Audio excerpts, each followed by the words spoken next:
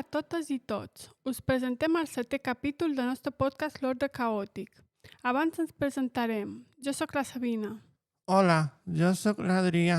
Hola, jo sóc la Patri. I jo sóc el Sergi. El tema que hem escollit pel podcast d'avui és el tractament que es fa als mitjans de comunicació de la salut mental.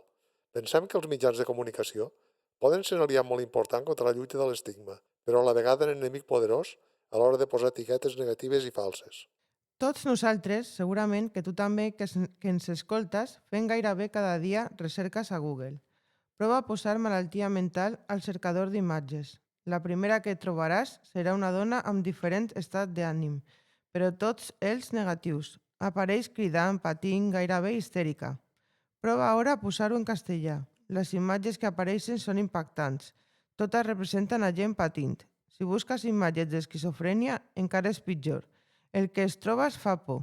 Si us plau, prova a fer-ho i comproveu-ho per tu mateixa. Això no reflexa la realitat de la malaltia mental. Google és una eina molt potent, a la qual tothom té accés. És un altaveu molt eficaç per a la societat. I si les imatges que mostren són aquestes, la gent que no disposa d'informació es crea una visió dolenta i equivocada de la salut mental. I avui en dia, Google és l'eina principal que utilitzem totes per recerca d'informació. Per tant, la informació que facilita hauria de ser veraç. També hem estat buscant com es parla de salut mental en xarxes socials, programes de televisió, diaris, etc. I volem compartir què ens hem trobat. Us mostrarem titulars reals que han aparegut en premsa i així veureu com aquests titulars sensacionalistes contribueixen a estigmatitzar i perpetuar mites. La genialidad y el trastorno mental a un paso. És un mito que les persones amb problemes de salut mental siguin genis o artistes. Això passa sobretot al síndrome d'Asperger, que hi ha la falsa creença que totes les persones que ho pateixen són superdotades. La realitat és que les persones amb problemes de salut mental no tenen necessàriament que destacar en cap camp artístic. Aquest prejudici i concepció errònia es solucionaria documentant-se abans de reproduir aquest estereotip. Un enfermo mental pide en el Congreso eliminar estigmas.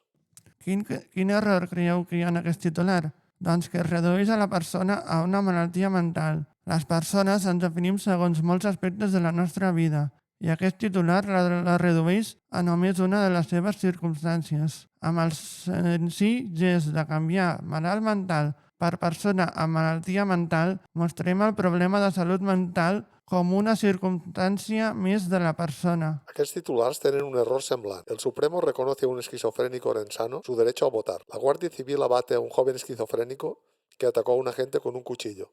Es torna a reduir a la persona a la seva malaltia. Aquest llenguatge contribueix a l'estigma. No escoltarem mai parlar així d'altres malalties. També trobem titular com aquests. L'esquizofrènia del PSOE. Los socialistas se alegrarán si Rajoy es investido. Aluvión esquizofrénico de goles en Dortmund. Què passa amb aquests titulars? Doncs que frivolitzen perquè utilitzen terminologia de salut mental de manera inadequada. Es poden utilitzar altres expressions, sinó aquests termes que contribueixen a l'estigma. Després tenim titulars alarmistes del tipus La traumàtica vida de Sinéad O'Connor, maltratos, vejaciones i un trastorno bipolar. Hi ha tendència a sintetitzar la notícia en un titular simplista, ja que aquests titulars són més llamatius i criden l'atenció. És necessari parlar dels problemes de salut mental amb naturalitat. Si parlem de xarxes socials, Instagram, Facebook, TikTok, etc., ens trobem que no hi ha cap tipus de filtre a l'hora de publicar contingut. A TikTok, per exemple, hem trobat vídeos on es ridiculitza l'esquizofrènia. Qualsevol persona pot publicar qualsevol cosa i no passa res. Respecte a la televisió i diaris, quan es parla de salut mental sempre són notícies de successos, crims. No hi ha espai per notícies on es parli de salut mental des d'una perspectiva positiva, on s'expliquin experiències en primera persona, històries de superació, etc. Sempre es tracta la salut mental des d'una perspectiva negativa. Trobem molts exemples. Esquizofrenia y crimen, un vínculo fatal al que la ciencia pone luz. La historia delirante por la que Isma mató a su padre. Una mujer con esquizofrenia mata a su padre tras dejar la medicación. Condenado a 28 años de cárcel por asesinar a un vecino esquizofrénico tras disfrazarse de cura para robarle. Què us semblen aquests titulars? Està clar que no contribueixen a eliminar l'estigma ni a visibilitzar la salut mental. Val a dir que no tots els titulars són negatius. Hem estat buscant i també hem trobat notícies que tracten la salut mental de manera rigurosa. Aquí us mostrem alguns exemples. ¿Cómo ayudar a un compañero de trabajo con problemas de salud mental? O aquest altre. Conducir me ayuda a centrarme, sobre todo cuando me siento ansioso. Así se tumban las barreras entre la enfermedad mental y la conducción. Són titulars fets de manera correcta perquè trenquen barreres, aporten testimonis a primera persona i perquè ofereixen estratègies per ajudar, a més de no referir-se en cap moment a malalts mentals, sinó a persones amb problemes de salut mental. Tot i això, ens ha costat una mica trobar aquests dos exemples. Hem trobat molts més de titulars inadequats. En general, quan els mitjans de comunicació parlen de salut mental, tendeixen a caure en els dos extrems, o la persona amb diagnòstic és mala persona, manipuladora, etc., o cauen en l'extrem oposat i arriben fins i tot a romantitzar, sobretot amb personatges famosos que han patit addiccions o han mort per suïcidi. Tots coneixem, per exemple, a l'Amy Whitehouse o al Kurt Cobain, que s'han convertit en mites i ídols per a moltes persones. Els mitjans de comunicació, per l'audiència, moltes vegades tracten la salut mental des del morbo, i això estigmatitza.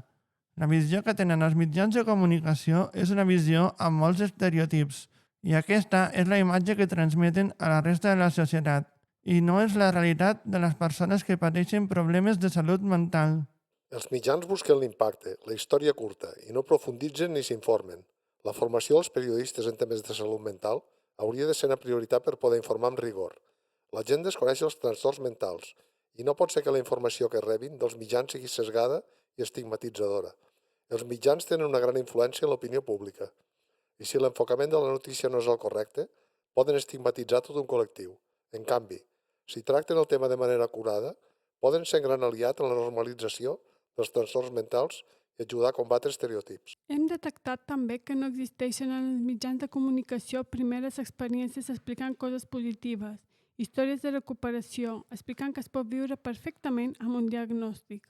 Quan es parla, en el millor dels casos, es parla de medicació, però no del treball personal que hi ha darrere de cada persona per conviure amb el diagnòstic. Volem reivindicar des d'aquí la importància de la primera persona. Això és molt important perquè l'estigma apareix quan veiem a la persona amb un problema de salut mental com l'altre. Fer aquesta diferenciació entre elles i nosaltres ens pot fer oblidar que un de cada 4 persones té, ha tingut o tindrà un problema de salut mental al llarg de la seva vida. Tots podem ser aquella altra persona en algun moment de la nostra vida. O pot ser algun familiar, amic o company de feina.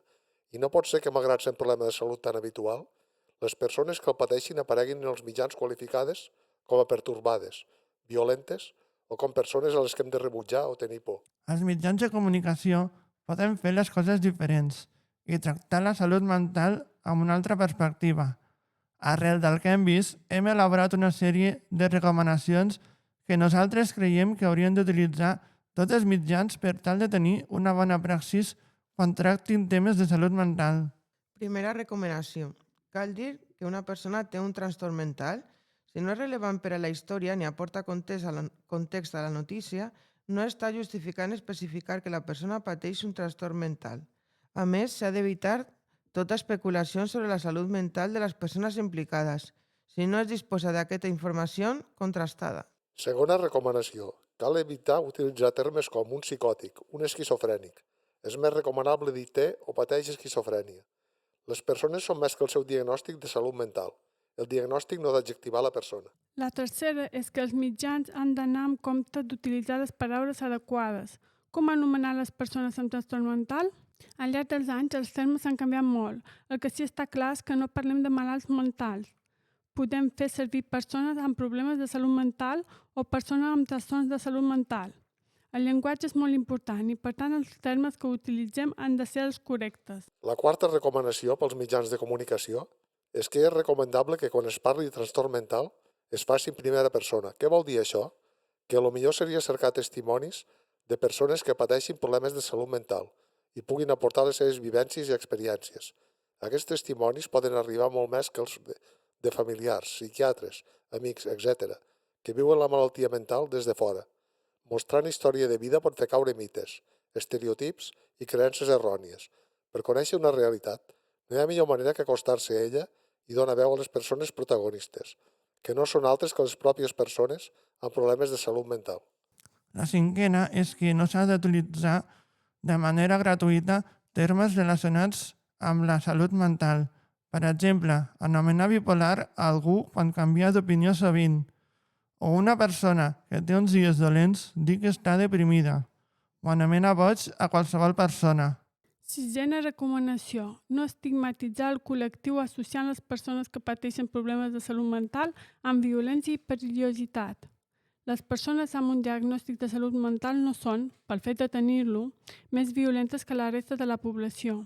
En canvi, sí que són més susceptibles de ser víctimes de violència per aquest fet. La setena és que si s'ha de parlar d'un trastorn específic, cal informar-se prèviament, ja que no tots els diagnòstics de salut mental desperten els mateixos prejudicis. No s'han d'utilitzar generalitzacions, ja que els problemes de salut mental afecten cada persona de manera diferent. Avui en dia, per exemple, si es parla de depressió, no hi ha una connotació negativa, però en canvi, amb l'esquizofrènia sí que existeix aquesta connotació negativa. Tots dos són diagnòstics de salut mental i no hi hauria d'haver distincions i tractar tots els problemes de salut mental de la mateixa manera. Vuitena, les imatges, tant siguin fotografies o vídeos, que els mitjans escullen per il·lustrar les notícies, són tan importants com el text. S'han d'evitar imatges que transmetin aïllament, soledat, por, angoixa, desequilibri, etc. Les persones amb problemes de salut mental no han de ser representades visualment de manera diferent de la resta. La següent recomanació és que s'ha de contrastar la informació abans de publicar-la. Si difundim una informació inexacta, encara que intentem ajudar, provoquem l'efecte contrari. Seleccionem molt bé els missatges que compartim. Això serveix tant per a periodistes professionals com per a totes les persones que publiquen contingut a les xarxes socials. En conclusió, cada notícia compta, cada article és important. Aquestes són les nostres 10 recomanacions. Aquest tema ens ha generat moltes reflexions que volem compartir amb vosaltres. La primera de les nostres reflexions és que a les xarxes socials no hi ha cap tipus de filtres i creiem que seria necessària una regulació i que no es pugui publicar qualsevol cosa. Actualment sembla que el més important és tenir el màxim nombre de seguidors possible i no tot val per poder aconseguir aquesta popularitat. Els mitjans de comunicació tendeixen a buscar el morbo i el sensacionalisme i haurien de tractar les malalties mentals com qualsevol altra malaltia i ser conscients de l'impacte que pot tenir l'enfocament que ells donen a les notícies. Han de ser conscients que el tractament mediàtic que donen a la salut mental pot evitar la discriminació i contribuir a que siguem ciutadans de ple dret. La tercera de les nostres reflexions és que després de la pandèmia es parla més de salut mental.